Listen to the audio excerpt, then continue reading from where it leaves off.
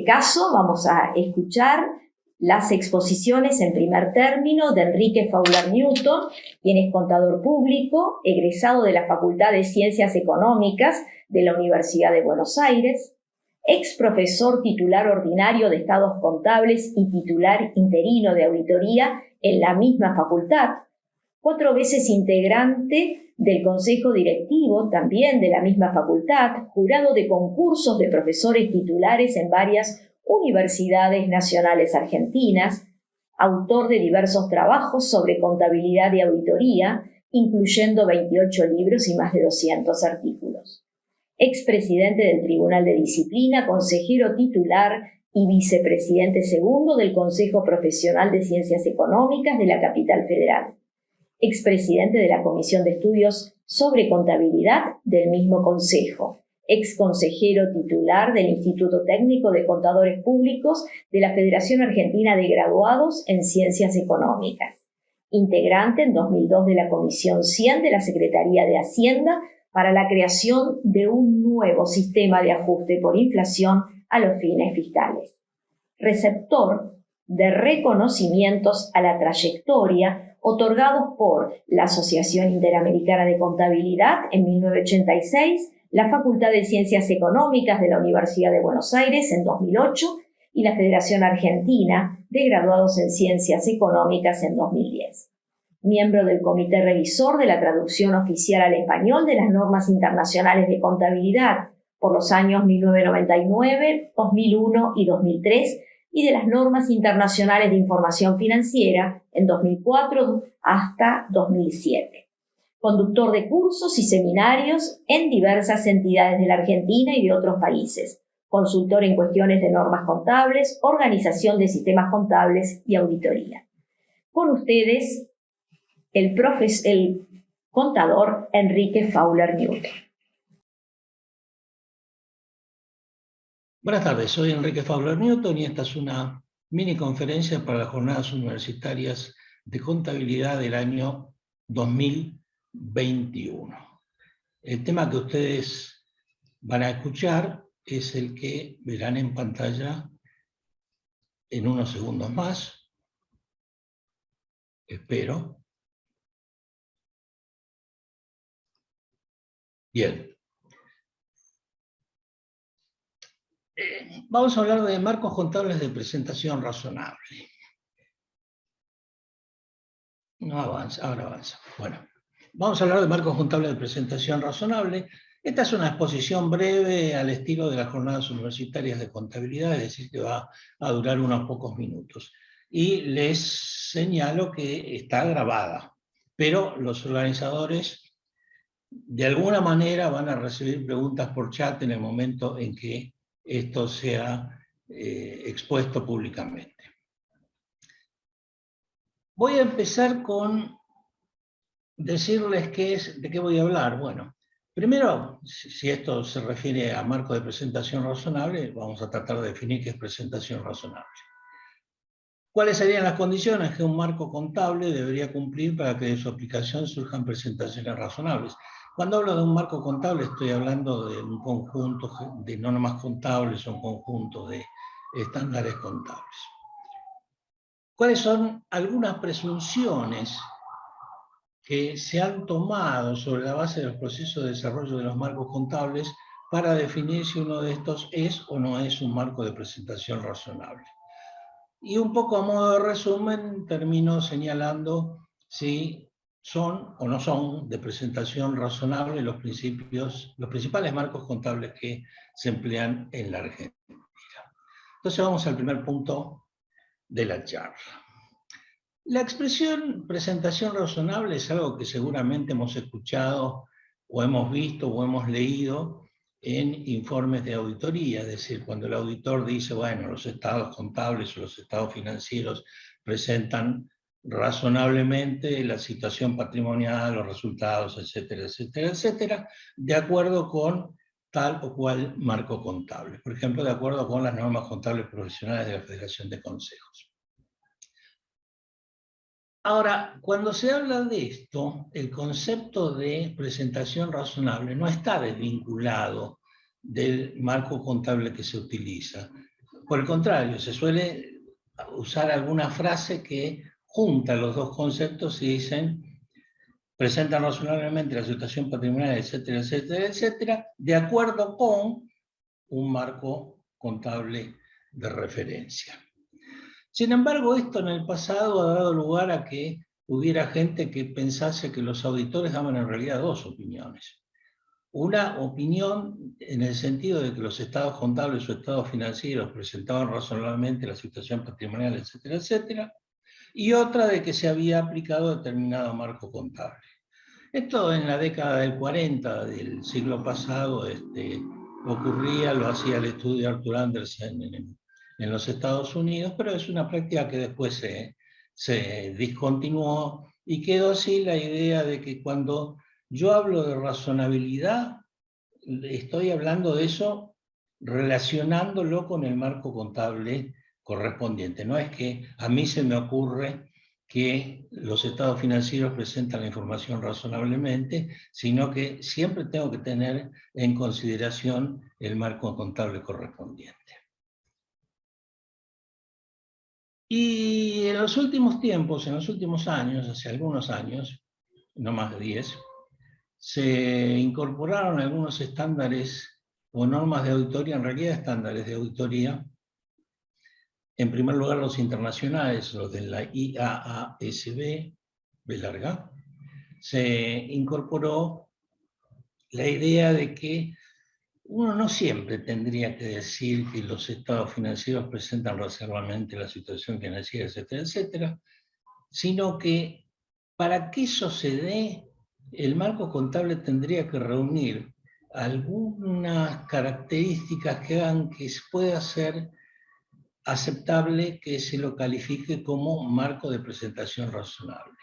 Y si el marco contable no es de presentación razonable, entonces se dice que es un marco de cumplimiento. Y ahí va la diferencia que después se traduce en el palabrerío que se usa en los informes de auditoría. Porque si yo digo que el marco de presentación razonable, según los estándares del IASB y según los estándares de la Federación de Consejos Profesionales, entonces debo decir que los estados financieros brindan una presentación razonable de la situación patrimonial, etcétera, etcétera, de acuerdo con tal marco contable. Y si no, yo lo único que puedo decir es que los estados financieros fueron preparados de acuerdo con tales y cuales disposiciones de algún marco contable. Y eludo la utilización de las palabras presentación razonable. Muy bien.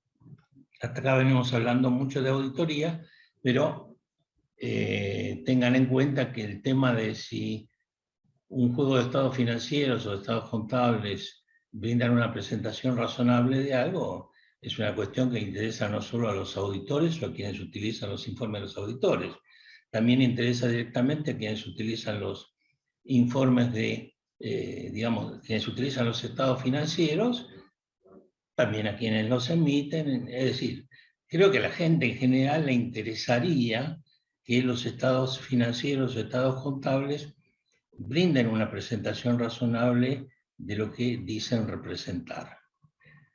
Entonces, ¿cuáles serían las condiciones para que un marco contable pueda cumplir, o mejor dicho, deba cumplir para que de su aplicación surjan presentaciones razonables? Bueno, primero les voy a dar mi opinión. Según mi pensamiento, las condiciones serían que la información en los estados financieros represente lo que quiere representar. Perdón, voy a hacer un alto acá, que es para decir que yo digo estados financieros o estados contables como sinónimos.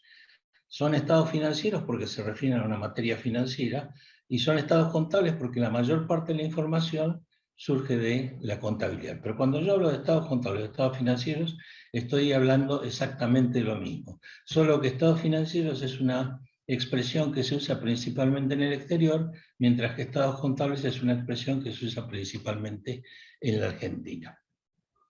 Entonces, que la información suministrada a los estados financieros represente lo que quiere representar o lo que dice representar, Esto quiere decir que los activos sean activos, que los pasivos sean pasivos, que los ingresos sean ingresos, etcétera, etcétera, etcétera. La segunda cuestión sería, para mí, esto se menciona poco, que las medidas contables asignadas a los elementos presentados en los estados financieros sean razonablemente actuales. O sea, no es cuestión solamente de que si yo tengo inmuebles me pongan en el balance, en el estado de situación, un renglón que dice inmuebles y un importe. Para lograr cierta razonabilidad, cierta presentación razonable, ese importe tendría que tener alguna actualidad. O sea, si yo tengo cuentas a cobrar en moneda extranjera, bueno, no tendría sentido que un juego de normas contables, un marco contable, me dijese que yo lo ponga tomando la cifra en moneda extranjera y convirtiéndola con un tipo de cambio de alguna fecha del pasado.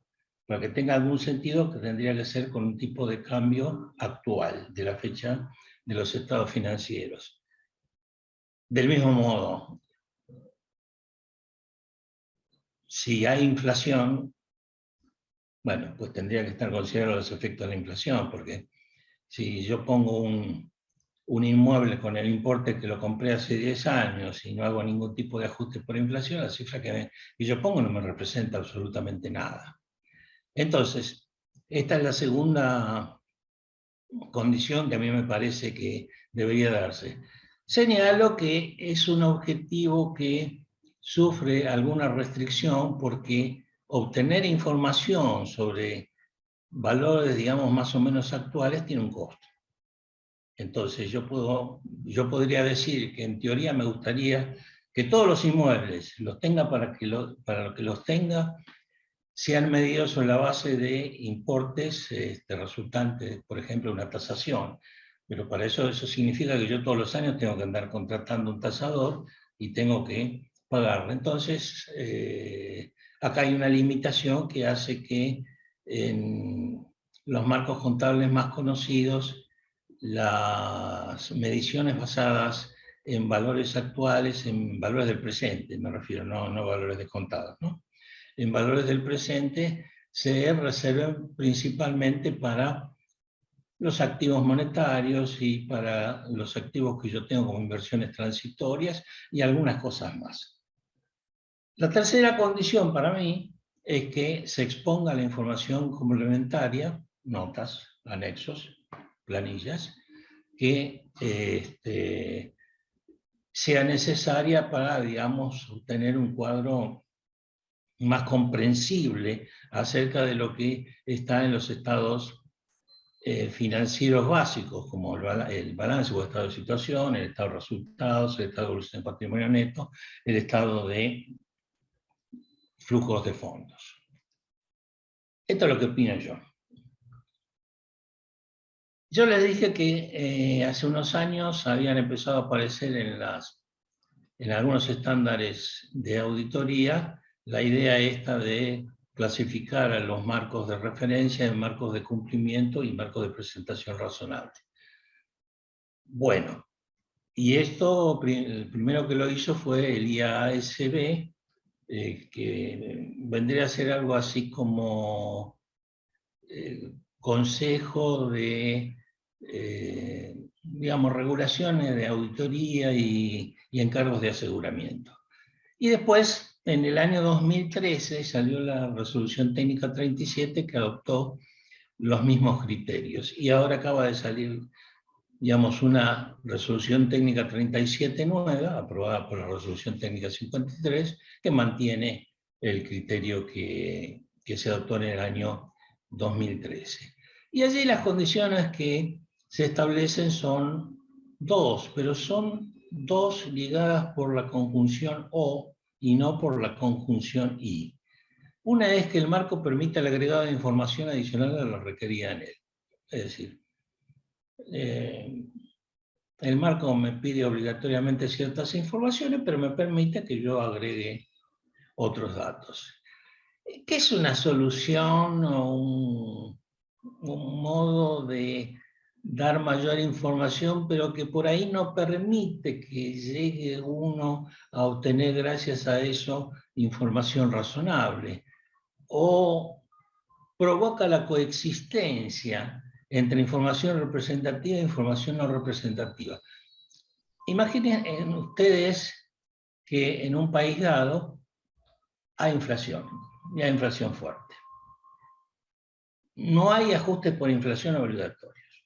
Es decir, las medidas contables se establecen en moneda heterogénea y ahí quedan. Es decir, no se ajustan.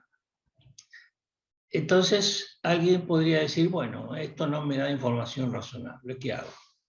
Bueno, le agrego un anexo a los estados financieros donde pongo la información ajustada por inflación. ¿Y con esto soluciona el problema? Y no, no lo soluciona. Porque lo que va a pasar es que como eso está perdido en un anexo, la gente va a seguir mirando principalmente las cifras no ajustadas. Así que esto como solución en sí misma no es realmente algo que a mi juicio valga la pena o que sea un factor determinante. La segunda condición ligada por la conjunción o es que el marco permita el reconocimiento,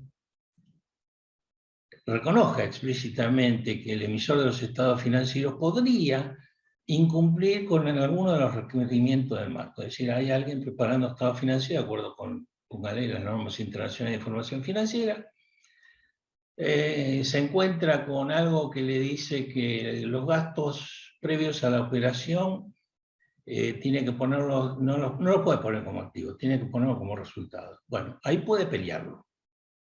Es decir, puede decir, si yo hago lo que dice tal NIF, en ese caso era la NIC 38, si yo hago lo que dice la NIC 38, no obtengo información representativa. Y entonces habría un procedimiento que si yo lo puedo fundar, si yo lo puedo sostener, si yo lo puedo defender, yo podría decir, no voy a aplicar esa disposición de la NIC 38. Yo esto lo voy a activar y lo voy a fundamentar de lo más bien, y entonces, si el marco contable me permite eso, bueno, sería un marco de presentación razonable. Muy bien, acá hay, digamos, algunos problemas. El primer problema es que si yo tengo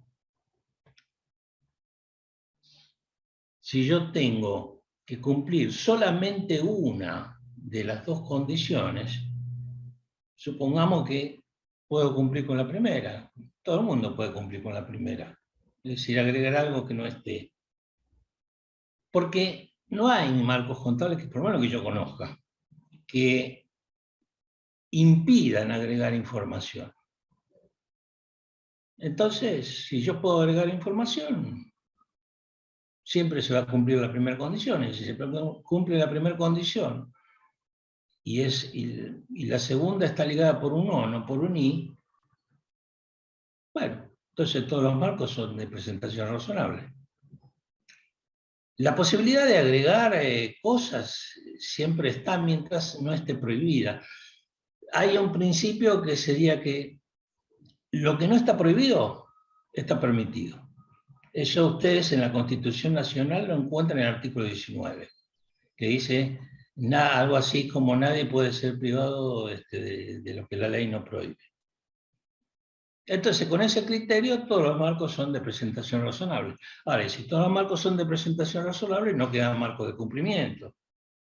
Porque marco de cumplimiento es una categoría residual, habíamos dicho. Tomamos los marcos, vemos cuáles son de presentación razonable, y los que no son de presentación razonable son de cumplimiento. Entonces no hay de cumplimiento, y entonces todos los dictámenes tendrían la misma forma. Y todo el esfuerzo dialéctico que uno hizo para explicar qué es un marco de presentación razonable realmente no sirve para mucho. Aparte de estos criterios, que son criterios, lo que acabamos de ver, que se refieren a las características del marco, tanto en las NIA, o sea, en los estándares del IAASB, como en la resolución técnica 37, que serían normas de auditoría y un montón de servicios más, hay presunciones. Y la presunción que se plantea En los dos casos es la misma, pero los ejemplos son distintos. Según las NIA y la RT37, un marco contable se presume una presentación razonable cuando su emisor sigue un debido proceso establecido y transparente que incluya deliberaciones y consideración de las opiniones de una gama amplia de partes interesadas. Lo leí así porque así figura en las NIA y así figura en la RT37. No dice en ninguna de las dos si esta es una presunción irrefutable o refutable. Las que son irrefutables, bueno, uno las tiene que respetar sí o sí. Son las presunciones iure et de iure, dirían los abogados, mientras que las refutables son las que admiten prueba en contrario. Como está escrito, parecería que son irrefutables, que no es lo que me gustaría, pero es lo que está escrito. Ahora, tenemos debido proceso, transparencia, consultas públicas, porque las deliberaciones y consideraciones de las opiniones de una amplia gama de partes interesadas se cristalizan a través de consultas públicas.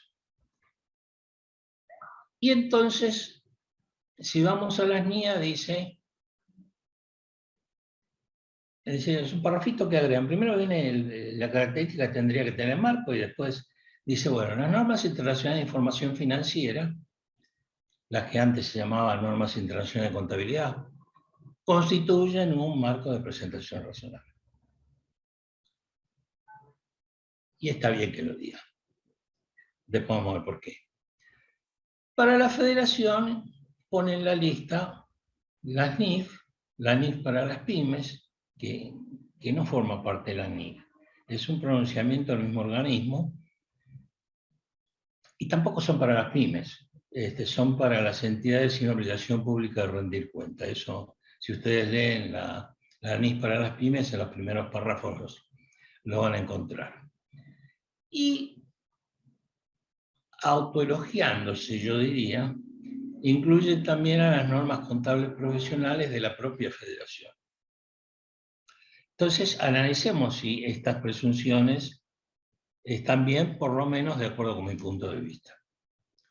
¿Es adecuada la presunción de que las NIF y la NIF para pymes son marcos contables de presentación razonable? Y yo diría que sí, porque explícitamente contienen párrafos que hablan de la factibilidad de apartarse de disposiciones específicas de estos pronunciamientos. Eso ustedes lo pueden encontrar en la NIC 1, ahí por la zona del párrafo 17, 18, 19, por esa zona más o menos, dentro de las reglas que hablan de cómo debería uno seleccionar las políticas contables que va a usarse. Una norma contable puede prever alternativas. Por ejemplo, para el tratamiento de la situación A, usted puede usar la regla X o la regla Y. La política contable es, voy a usar la regla Y, o voy a usar la regla X, pero no las dos. Bueno, usar la regla X o la Y es una norma. La política contable es usar la regla Y. La política contable de ese emisor de los estados financieros. Otro puede gustarle más la regla X. Bueno, ahí habla de que hay que fundamentar o hay que hacer un proceso, es cuestión de que lean la NIC 1, porque lo que está en la NIC para los pymes es lo mismo que está en la NIC 1. ¿Y es adecuada la presunción de que las normas contables profesionales de FACSE son marcos contables de presentación razonable? Yo diría que no. Obviamente, si tomamos la definición de que basta con que yo pueda agregar información, y bueno, cualquier marco contable es un marco de presentación aceptable. Presentación razonable. Pero si analizamos la cuestión desde un punto de vista más estricto, yo diría que las normas de la Federación no fijan un marco de presentación razonable, porque no prevén específicamente apartamientos a disposiciones específicas de ellas, que era la otra condición.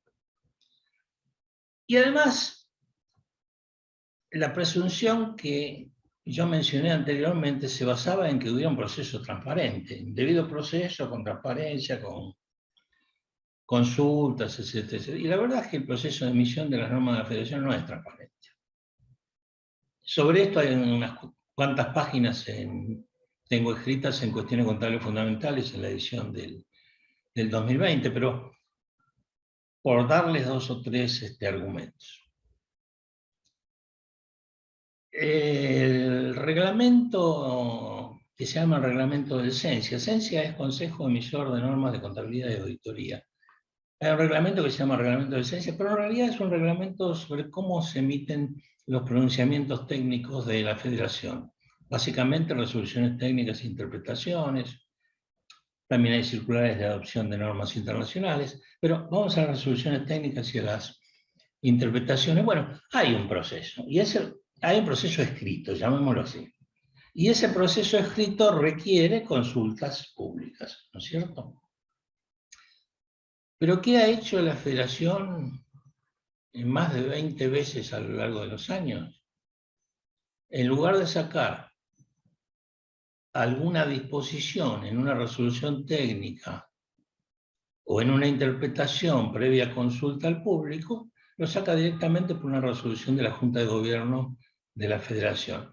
Si ustedes buscan la historia de lo que ocurrió entre 1995 y 2018, en que estuvieron suspendidos los ajustes por inflación, van a ver que la Federación fue cambiando sus criterios a lo largo de ese periodo para que nunca tuviera que hacerse el ajuste por inflación, hasta que la situación se volvió insostenible.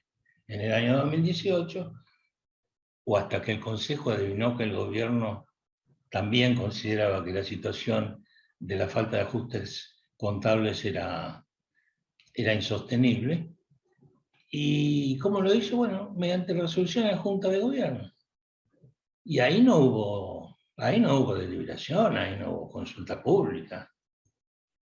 Otra cuestión, sacan una resolución técnica y después sacan una interpretación, y la interpretación no interpreta la resolución técnica, la modifica.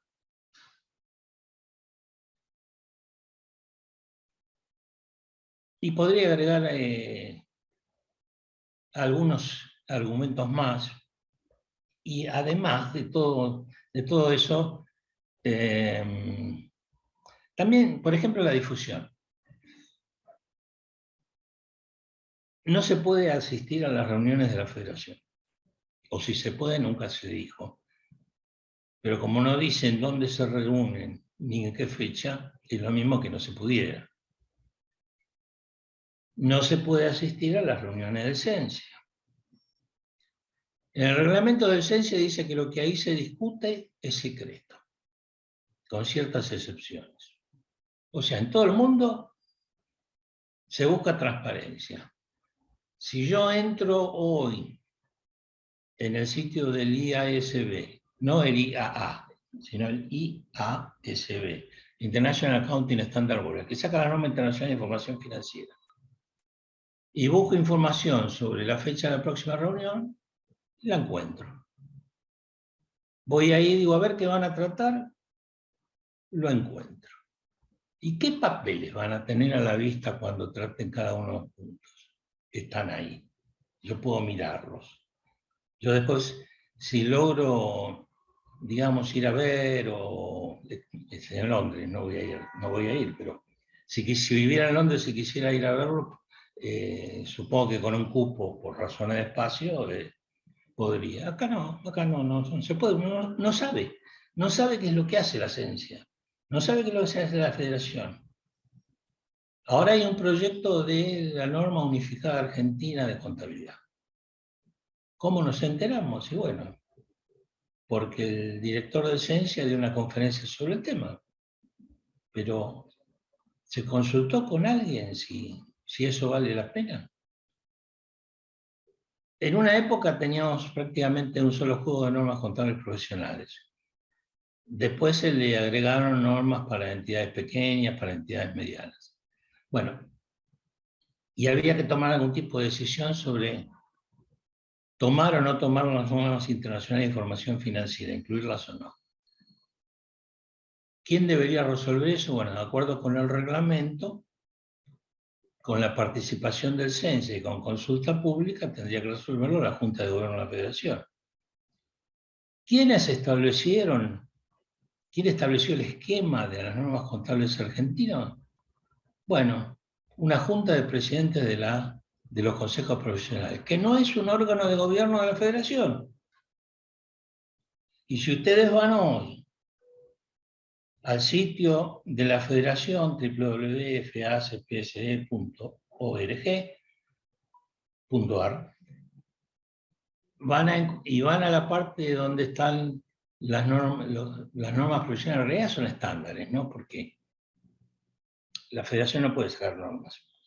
La federación es una asociación civil de 24 socios que emite pronunciamiento que después sí, los consejos profesionales lo toman, bueno, ahí se convierten en normas. Si ustedes van allí a la hoja esa del sitio de la federación, se van a encontrar con que dentro de la lista de normas profesionales, lo primero que aparece es Acta de Tucumán. Bueno, esa es la acta firmada por los presidentes de los consejos profesionales. Bueno,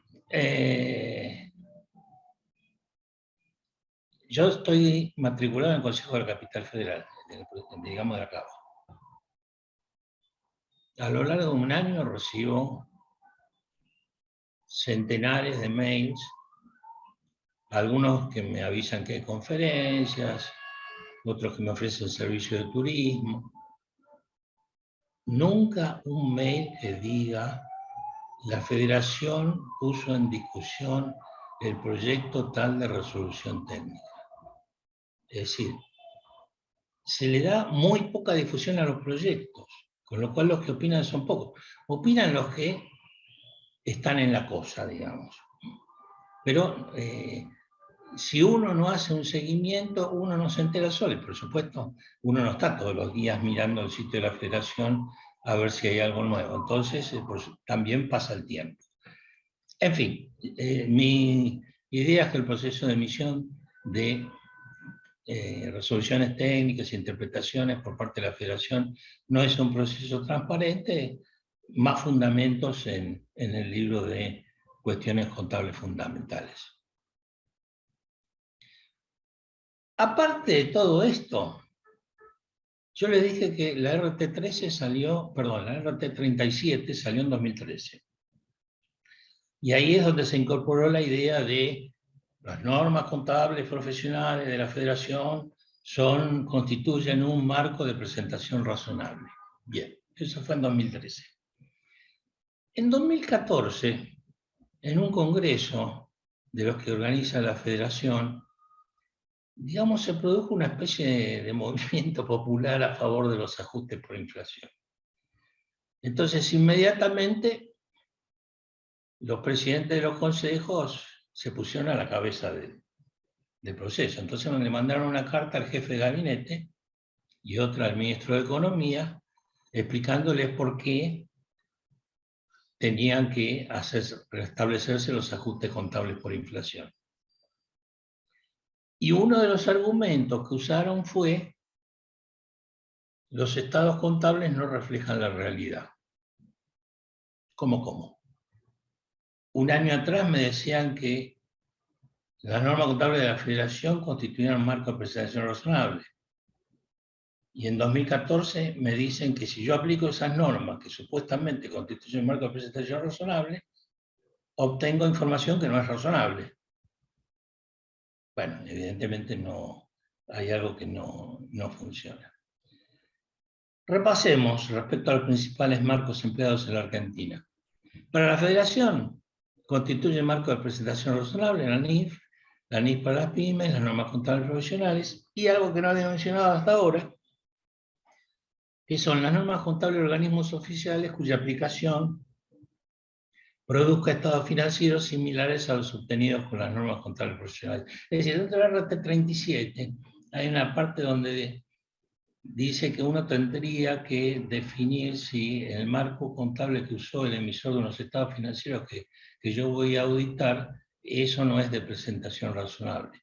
Y dice, bueno, hay marcos contables que son emitidos por organismos oficiales. Por ejemplo, las entidades financieras tienen que preparar sus estados financieros de acuerdo con las reglas que fija el CEFIC. El CEFIC es la Superintendencia de Entidades Financieras y Cambiarias del Banco Central de la República Argentina. Entonces, el problema que yo tendría ahí, en casos similares, es que tendría que definir si el marco, en este caso impuesto por la CEFIC, es o no es de presentación razonable. Y la RT37 me da unas reglas, pero básicamente para ellos, para la Federación sería de presentación razonable si aplicando ese marco, en este caso el marco del CEFIC, yo llego a cifras más o menos parecidas a las que obtendría aplicando las normas contables profesionales. Según mi visión, los únicos marcos que son de presentación razonable son las NIF y la NIF para las pymes. En los hechos, si quieren créanme, pero lo que va a prevalecer es el criterio de la Federación, responda o no responda al interés público. Es decir, porque la Federación tiene, ya dije, 24 socios, que son los consejos profesionales, y esos son los que vigilan la actuación de los contadores públicos. Como dato curioso, aparte de lo que sucede en la Argentina y en las normas internacionales, yo mencionaría que en los Estados Unidos, donde hace unos años se aprobó una codificación de normas contables, cuando se lo hizo, se consideró el tema y allí fueron, o sea, lo que estaban evaluando era si ponían algo parecido a lo que está en las NIF, de que yo me podría apartar de la codificación, y dijeron, no, la codificación está bien, así que nuestro marco es de presentación razonable. Bien, acá termino el monólogo. En una reunión normal ustedes harían las preguntas ahora. Es decir, ahora quiere decir el momento que lo estoy grabando, ¿no? Después se verá cuál es el mecanismo por el cual ustedes podrán formular preguntas una vez que hayan visto esta grabación. Si se olvidan de hacer alguna pregunta, abajo en esta pantalla tienen mi dirección de correo electrónico. Lo que está arriba es la dirección de mi sitio en internet. Y con esto doy por terminado el monólogo. Gracias. A continuación, vamos a escuchar a la contadora pública Lucía Griselda Gabelli, graduada de contadora pública con posgrado en Administración Pública en la Universidad de Buenos Aires. Ingresó en 1993 en la entonces Municipalidad de la Ciudad de Buenos Aires y desarrolló tareas en distintas áreas de control interno hasta llegar en el año 2009 a ocupar el máximo cargo como titular de la Unidad de Auditoría Interna del Ministerio de Ambiente y Espacio Público del Gobierno de la Ciudad de Buenos Aires. Luego se desempeñó como directora de proyecto en la Auditoría General de la Ciudad y en el año 2014 fue convocada para ocupar el cargo de contadora adjunta de la Dirección General de Contaduría, que es el órgano rector del sistema de contabilidad gubernamental, responsable de dictar las normas, poner en funcionamiento y mantener dicho sistema en todo el ámbito del sector público de la ciudad. Desde el año 2015 es la contadora general del Gobierno de la Ciudad de Buenos Aires, siendo una de sus principales tareas la confección de la cuenta de inversión del Gobierno de la ciudad para su presentación ante la legislatura de la ciudad. A su vez es miembro de la Asociación de Contadores Generales de la República Argentina, entidad que agrupa a todos los contadores generales del país. Con ustedes, la contadora Lucía Griselda Gabelli. Agradezco a las autoridades de la Facultad de Ciencias Económicas por la convocatoria a participar de estas jornadas. Les voy a hablar sobre el sistema de contabilidad en el sector público de la Ciudad de Buenos Aires. Y no se puede hablar del sistema de contabilidad sin antes hacer un resumen de la Ley 70, que es la Ley de Gestión y Administración Financiera. Esta ley, en su artículo 4, define el sector, cómo está compuesto el sector público. Y define que está compuesto por la Administración Central, Poder Ejecutivo, Legislativo y Judicial, los órganos descentralizados, las sociedades del Estado, las empresas con participación mayoritaria y las entidades que reciban fondos. En base a esta definición, también establece el alcance en relación a las normas que se dicten y su obligatoriedad de cumplimiento.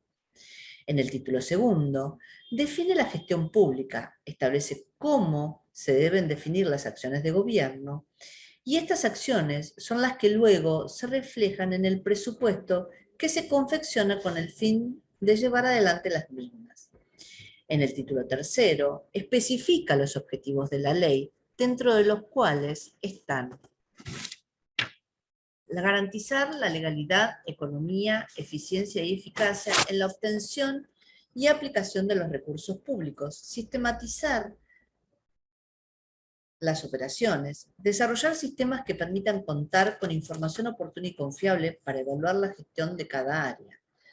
También determina cuáles son los sistemas que la integran.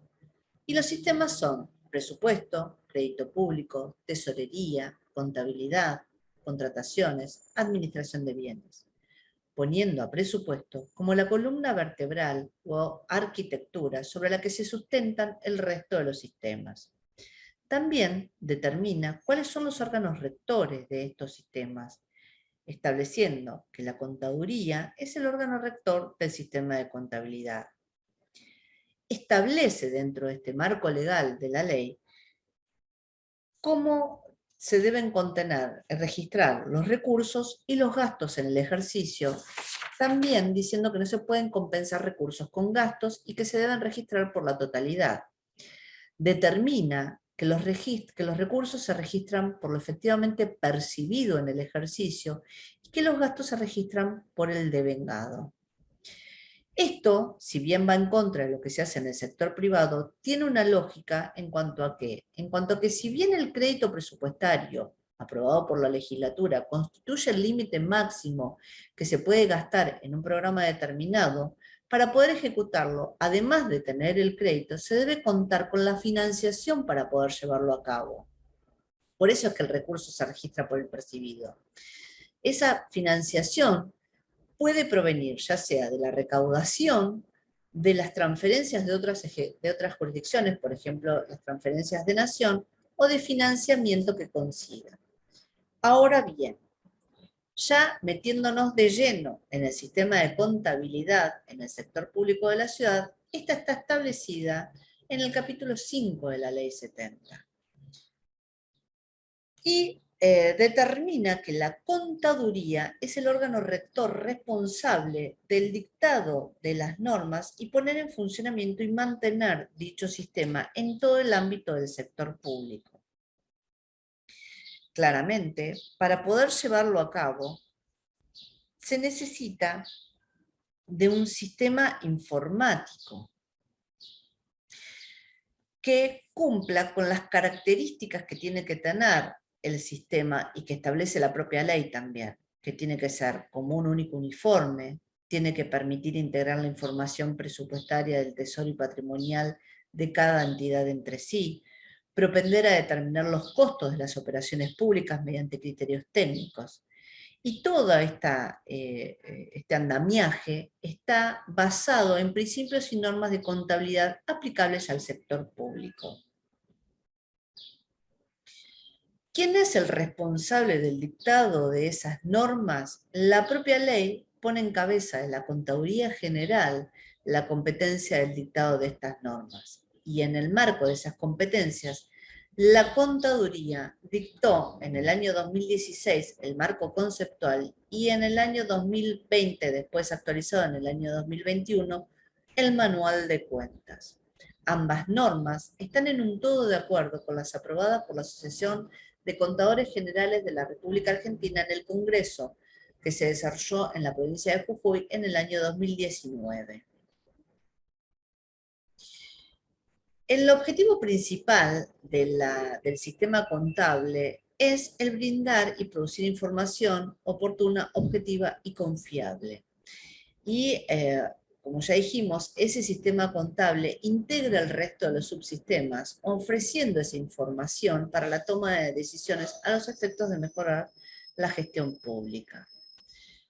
Claramente todo esto no se puede hacer sin un sistema informático, ¿sí? La ciudad cuenta con un sistema denominado SIGAF, que se implementó en el año 2005 y desde ese momento se le fueron introduciendo un montón de mejoras hasta llegar a lo que tenemos hoy, que igualmente año tras año se siguen mejorando y aplicando nuevos módulos y nuevas gestiones y nuevas integraciones, como por ejemplo cuando se integró toda la gestión con el gestor documental o SADE que nosotros tenemos. Esta integración nos permitió modernizar y brindar una herramienta, ¿sí?, que nos sirve para hacer el seguimiento de las distintas gestiones por parte de los órganos rectores. El sistema nos permite que al realizar una gestión, cualquier unidad ejecutora, al ejecutar su presupuesto, ¿sí?, automáticamente genere el asiento contable correspondiente. Pasando de tener una ejecución presupuestaria que está desarrollada por objetos del gasto, por el clasificador presupuestario de recursos y gastos, y de una partida simple, a través de una matriz de conversión, relaciono ese objeto del gasto con el plan de cuentas que tiene la ciudad, y de ahí paso al asiento contable y a la partida doble. Esas matrices de conversión, las principales matrices que tenemos son la matriz de relación de gasto presupuestario, de recurso presupuestario, de gasto y recurso extra presupuestario, de cuentas contables, matriz de deducciones. Además, existen tablas básicas que automáticamente, al realizar la gestión en un sector público, me hace el asiento contable en reflejo en los distintos servicios contables que tenemos abiertos. En las relaciones, para poner un ejemplo de cómo funcionan estas matrices, nosotros tenemos el devengamiento de un gasto en una unidad ejecutora. Ese devengamiento del gasto me debita una cuenta contable de gasto o activo y me acredita la cuenta de pasivo. Esto además tiene una relación. En el clasificador presupuestario nosotros tenemos que si el objeto del gasto está relacionado con una obra o un proyecto determinado, va a tener un dígito verificador que va a ser un 0 y un 1. Si nosotros observamos en esta matriz, vemos que el objeto del gasto, retribución del cargo, que está relacionado con un 0, me debita una cuenta de resultado negativo como es personal de planta permanente en este caso, y me acredita la cuenta de pasivos, sueldos y cargas sociales a pagar. Ahora bien, si ese objeto del gasto está relacionado con una obra o un proyecto determinado, como por ejemplo una construcción, lo que se me debita no es la cuenta de resultado negativo, sino que lo que se me debita es la cuenta de activo de construcciones, y se me acredita la cuenta de pasivo. Como ya dije, además de estas tablas y estas matrices, tenemos las tablas básicas que me permiten generar los reportes desde ese asiento que se me generó desde la partida doble. Voy a generar el libro diario, el libro mayor, el balance de sumas y saldos, el balance general, estado de resultados. Y toda esta información la podemos, gracias al sistema, obtener ya sea desde la administración central solamente, desde cada uno de los organismos descentralizados, o un consolidado de organismos descentralizados, o un consolidado de administración central con los organismos descentralizados.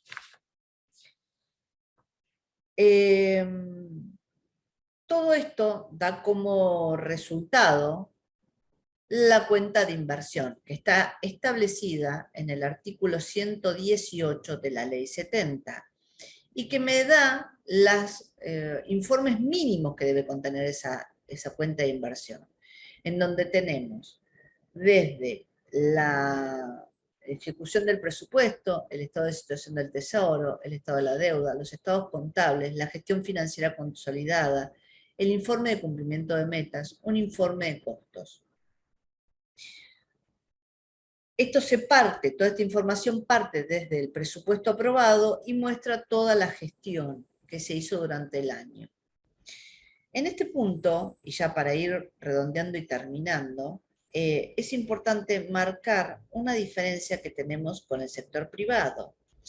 Y es que en el sector privado, para obtener el principal objetivo que tiene el privado es el de mostrar que obtuvo ganancias, ¿sí? Y para ello, y para poder demostrar su capacidad, nos basamos mayormente en su patrimonio, y ese balance que tiene, y el patrimonio que tiene, y sus índices de solvencia o de endeudamiento, le van a servir para conseguir o no un financiamiento. Pero en el sector público no es así, ya que su objetivo no es la obtención de ganancias, sino la de satisfacer las necesidades de la población.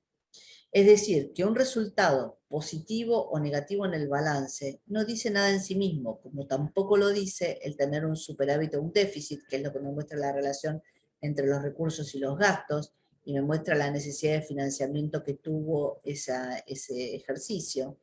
Tampoco me lo muestra, tampoco me dice nada, una sobre o subejecución que me mide si yo la partida que tenía para el crédito que tenía para un programa determinado lo ejecuté en su totalidad o lo subejecuté. Y tampoco, digamos, me dice el estado de cumplimiento de las metas, que es la carga física de un programa. O sea, el saber si pude o no cumplir con las metas que tenía programadas en ese ejercicio. Cada uno de estos ítems por sí solos no me brinda ninguna información. Esto, digamos, porque las entidades de crédito público que financian a los estados no miran solamente una de estas variables o el balance para ver si tuvo o no un resultado positivo, una pérdida o una ganancia, sino que lo que analizan son otras variables macroeconómicas que van más allá del patrimonio que mostremos. Ahora bien, esto no quiere decir que no es importante el tener el registro de ese patrimonio, sino que la importancia no está dada en la evaluación misma de los bienes, sino en la responsabilidad de los funcionarios que tenemos, los funcionarios públicos, de su conservación, su guardia y su mantenimiento para seguir satisfaciendo las necesidades. Es decir, que aunque sea con valor 1, estos bienes que conforman el patrimonio del Estado deben estar expuestos dentro de los estados contables.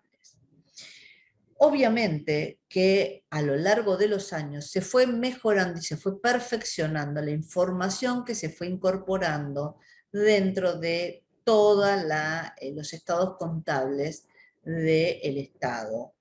Y en particular, obviamente, como soy la contadora general de la ciudad, me limito a hablar de la ciudad de Buenos Aires. Nada, para ir terminando, porque ya veo en el reloj que estoy dentro del límite del tiempo, esto fue una presentación corta de lo que es la gestión integral que tenemos dentro de la ciudad. Les voy a dejar mi mail para cualquier consulta que me quieran hacer o ampliación de este tema. Y nuevamente agradezco a las autoridades de la facultad por haberme convocado. Muchas gracias.